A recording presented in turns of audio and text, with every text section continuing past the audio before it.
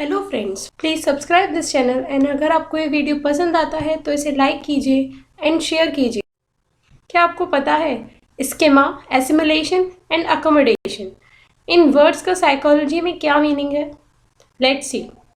1920 में जीन पियाजे ने इन तीनों वर्ड्स को स्कीमा, एसिमिलेशन एंड अकोमोडेशन को अपनी theory Piaget's theory of cognitive development में यूज़ किया था।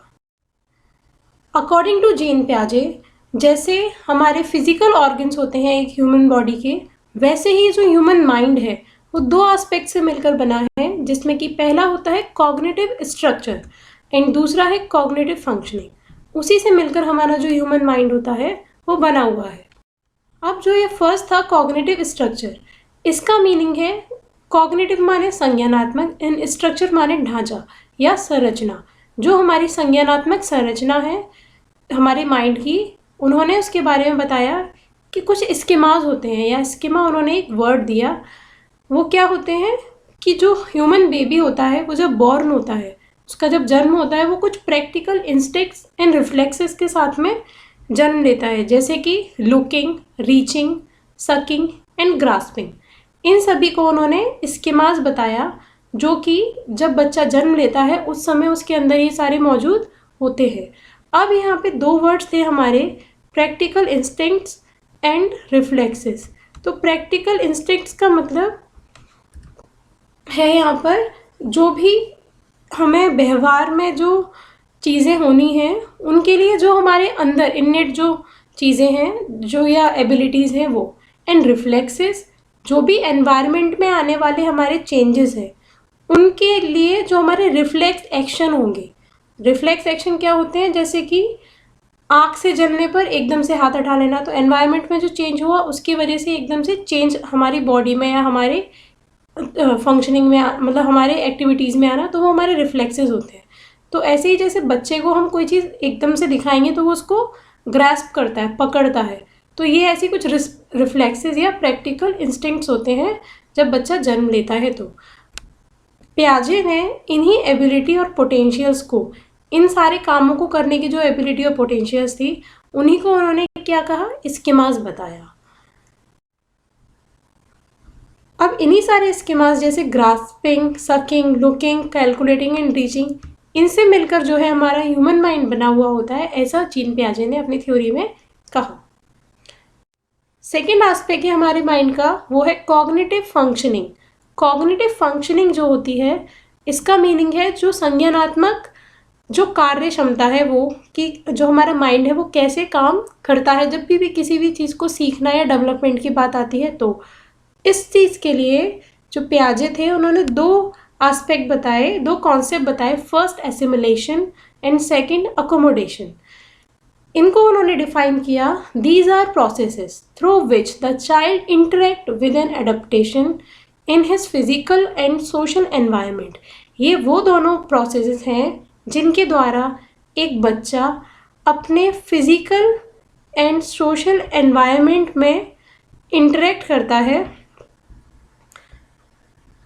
तो उसमें एक चीज़ और उन्होंने ऐड करी, विद एन अडप्टेशन, मतलब एक अडप्टेशन के साथ में, एक मॉडिफिकेशन के साथ में जो भी चेंजेस आते हैं वो उन्हें करता है, या जो भी इंटरेक्शन है वो उसे करता है। यहाँ पर जो फिजिकल चेंजेस है या फिजिकल एनवायरनमेंट है, उसका मतलब है उसकी फिजिकल ग्रोथ, कि वो जैसे जैसे बड़ा हो रहा है वो अपनी बॉडी को समझ रहा है, उसी के अकॉर्डिंग वो काम कर रहा है। जैसे कि पहले वो अपने घुटनों पर चलता है, फिर धीरे धीरे वो अपने पैरों पर खड़े होकर चलना शुरू करता है।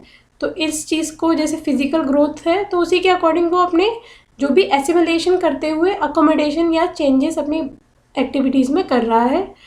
और सोशल एनवायरनमेंट को उन्होंने बताया कि जो चेंजेस उसके आसपास के एनवायरनमेंट में आ रहे हैं, जैसे कि किसी अनजान को देखना या अपने पेरेंट्स को देखना, तो उसके अकॉर्डिंग ही उसके व्यवहार में चेंज होना। या कोई पहले जब बच्चा जन्म लेता है उसके कुछ दिनों बाद उसे सॉफ्ट टॉयज़ दिए जाते हैं, कुछ ऐसे टॉयज़ जो वो अपने मुंह में देके, कीज़ वगैरह जो वो चबाता है। पर बाद में जो उसे दिए जाते हैं, जैसे गाड़ी है, कार है, तो उसका जो खेलने का तरीका होता है पहले वाले टॉयज़ के मुकाबले बाद वाले टॉयज़ में अंतर आ जाता है खेलने के वे में। तो यही जो है वो सोशल एनवायरनमेंट के अंतर। सेकंड था यहाँ assimilation. Assimilation is a kind of matching between the already existing cognitive structures and environmental needs. जो एसिमिलेशन है वो एक प्रकार का क्या है, मैचिंग है। किस किस चीज़ के बीच में, जो उसके पास पहले से कॉग्निटिव स्ट्रक्चर मौजूद है, यानी कि जो स्कीमाज उसके पास पहले से मौजूद है, और जो एनवायरमेंटल नीड्स अब आई या चेंज हुआ जो भी एनवायरनमेंट में, उनके बीच में जो भी मैचिंग है वो हमारा एसिमिलेशन कहलाता है। जैसे एग्जिस्टिंग कॉग्निटिव स्ट्रक्चर हमारे स्कीमाज एंड एनवायरमेंटल नीड्स जो हो गई वो न्यू कंडीशन, जिसमें कि फिजिकल और सोशल चेंज दोनों हो सकते हैं। इन दोनों के बीच की मैचिंग को हम एसिमिलेशन कहते हैं। फॉर एग्जाम्पल, बच्चा जो था वो पहले से सकिंग वाला कॉन्सेप्ट उसको पता है कि दूध कैसे पिया जाएगा, क्या करा जाएगा। अब उसके सामने हमने अब उसे एक ग्लास में दूध दिया, तो अब वो मैच करेगा पुरानी कंडीशन को और नई कंडीशन को, कि वो पहले जो बॉटल से दूध पीता था तो उसका जो सकिंग स्कीमा वहाँ पर था, वो जो नई कंडीशन उसके पास आई, जो उसके पास ग्लास में दूध था, उस समय भी वो उसे सक करके ही वहाँ पर पिएगा। तो ये जो मैचिंग थी पुरानी स्कीमा या कॉग्निटिव स्ट्रक्चर्स के बीच में एंड नई जो उसके पास एनवायरमेंटल नीड आई, उन दोनों के बीच में जो मैचिंग थी वो हमारी यहाँ पर हो गई assimilation. Second concept, accommodation. Accommodation is an adjustment. ये एक प्रकार का क्या है, एडजस्टमेंट है to new ways of thinking. किस चीज़ में, new ways of thinking and behaving में, इन प्लेस ऑफ एसिमिलेटिंग और behaving in the same old way. जो एडजस्टमेंट किस किस चीज़ में, जो कोई भी बच्चा पहले से जो बिहेविंग कर रहा है या थिंकिंग वे है उसका, उस चीज़ की बजाय कुछ नया लेकर आना, यहाँ पर क्या है, अकोमोडेशन। इसको हम change in the old cognitive structures भी कह सकते हैं। क्यों, अब देखिए, जो अभी पहले एग्जाम्पल में बताया था एसिमिलेशन के टाइम पर, कि जब बच्चे को हम एक ग्लास में दूध दे रहे हैं तो वो अब उसे सक करके पी रहा है, बट क्या कंडीशन आई यहाँ पर कि ग्लास से वो इतना सक करके दूध इतने अच्छे से नहीं पी पाएगा। अब वहाँ पर जो उसका कॉग्निटिव स्ट्रक्चर था या जो उसकी सकिंग एबिलिटी थी या सकिंग स्कीमा था, अब वो उसे चेंज करेगा, और नॉर्मली जैसे ड्रिंकिंग हम करते हैं, धीरे धीरे धीरे धीरे उसके कॉग्निटिव स्ट्रक्चर में, सकिंग स्कीमा में उसके चेंज होता जाएगा और ड्रिंकिंग एबिलिटी उसकी डेवलप होती जाएगी। तो ये हमारा अकोमोडेशन था।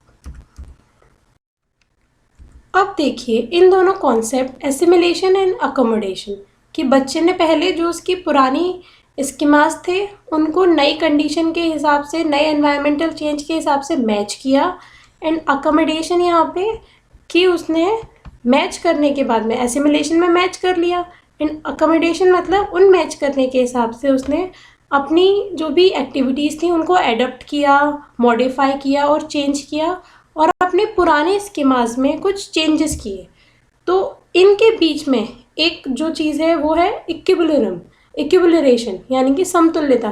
जितनी समतुल्यता कोई भी ह्यूमन बीइंग या कोई भी चाइल्ड इन दोनों कॉन्सेप्ट्स के बीच में बिठा पाएगा, कि वो पुरानी जो भी उसकी स्कीमाज है उनको नई कंडीशन में जितना अच्छे से मैच कर पाएगा और नई कंडीशन के हिसाब से जितना अच्छे से उन्हें चेंज कर पाएगा, इन दोनों का बीच का जो इक्विलिब्रेशन है या समतुल्यता है, उसी के हिसाब से हम कह सकते हैं कि उस छात्र का, उस बच्चे का जो भी कॉग्निटिव डेवलपमेंट है वो उतना अच्छा और उतनी जल्दी होगा।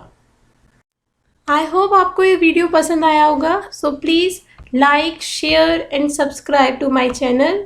Thank you.